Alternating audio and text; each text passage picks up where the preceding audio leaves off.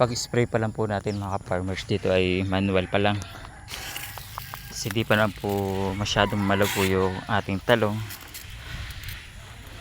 Saka po natin gagamitan ng power spray para mabilis, pero di pa na siya kalakihan at di masyadong malago, kaya manual muna po ang ating gamit.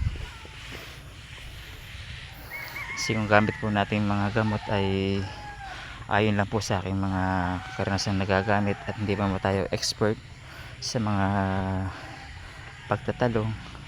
So yun lang pong nalalaman kong gamit na gamot, siya na po natin ina-apply. So bali 6 na klase po yan ating ginagamit, so bawat pong spray natin iba-iba.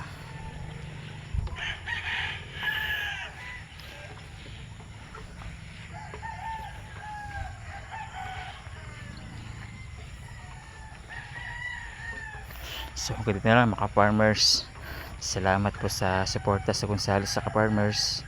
Sana supportan din niyo po ang aking YouTube channel na Larry Gonzales. Maraming salamat po.